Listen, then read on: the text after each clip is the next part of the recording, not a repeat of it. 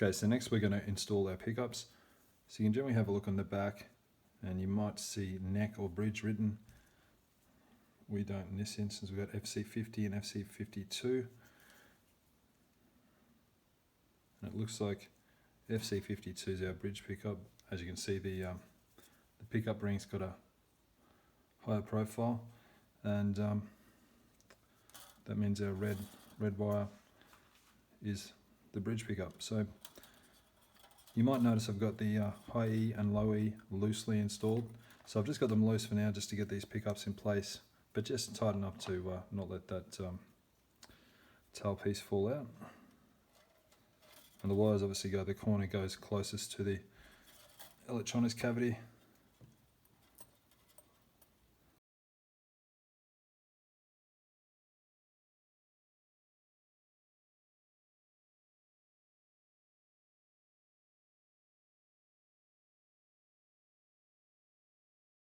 Same thing, but you'll see there's a hole just to the side here.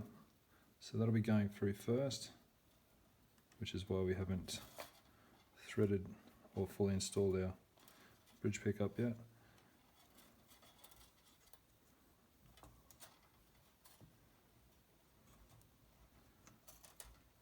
And the neck pickup will probably have to come out again anyway, just to install the pickup selector, but I just want to get those holes drilled for the pickup rings first, just to make sure we've got them aligned.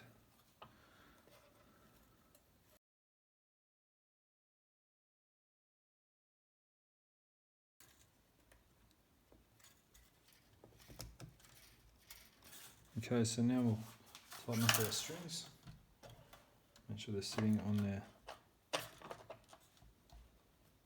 on the saddle correctly.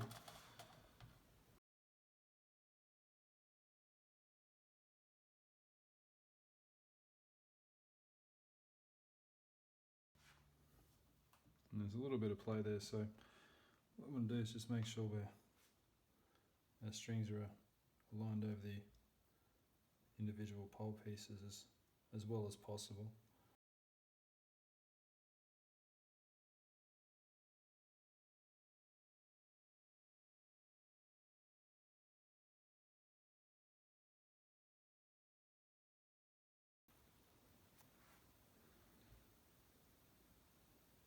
And mark our holes.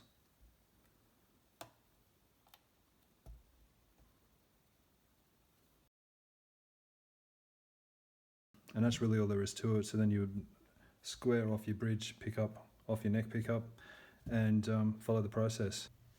Okay, now we've got the hardware installed in our guitar. The next thing we need to do is connect the electronics. So just to explain, if you're not familiar with how guitar electronics actually work, what we've got is a pickup. That pickup generates a signal, and the way it does that, it's essentially a series of magnets surrounded by thousands, I think almost 7,000 individual strands of copper wire, and that creates what's known as an electromagnetic field. Now when something magnetic is vibrated above that, like a guitar string for example, it disturbs that field and creates an alternating current. And that alternating current runs through these wires where it eventually is connected to the input jack.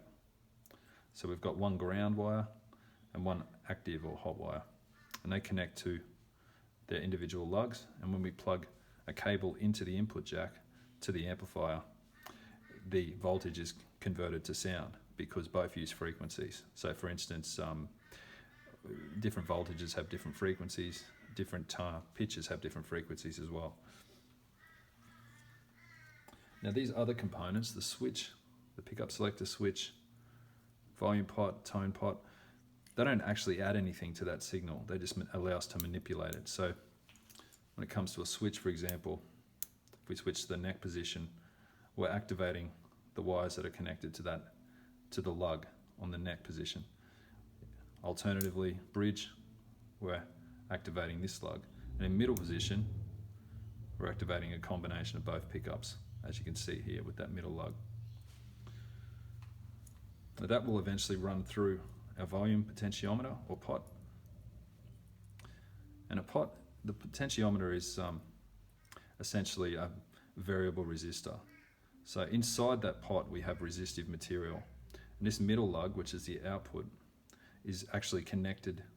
It has a wiper that's connected to that resistive material. So if we turn a volume right up, we're directing less of that voltage to ground. If we turn a volume right down, we're directing we're directing everything to ground, then we would have no volume. Now tone pots work, well, they're exactly the same, except we add a capacitor. So as you can see, coming from the output lug, which is the middle lug, and then running to ground, we have a capacitor, which is essentially a filter. So as that voltage runs through there, it will only allow high frequencies to pass through, and those high frequencies then run to ground. So that's essentially what happens when we turn down our tone. We're not actually adding anything, we're just removing those higher frequencies. Okay, so when it comes to soldering, you're going to need a few things. Obviously, we're going to need a soldering iron. Now, if you're just wiring up one guitar, a cheap soldering iron will probably do the job. If you plan on working on more than one guitar, for example, I'd probably get something with at least some more temperature control and a good solid base. You're also going to need solder, obviously. Now, your guitar kit will come with more than enough solder to complete the job. And the last thing I'd recommend keeping on hand is just a damp sponge. And we use that just to keep the tip of our soldering iron clean. And when we're soldering, it's important that we tin the soldering iron and we tin the components. And what that really means is we're just giving a light coating of solder to the iron and to the different components. And that will help with connections. It will also help the tip of our soldering iron from becoming oxidized, which means when the tip becomes oxidized, it's difficult for solder to stick to it. It tends to ball up and become more difficult to work.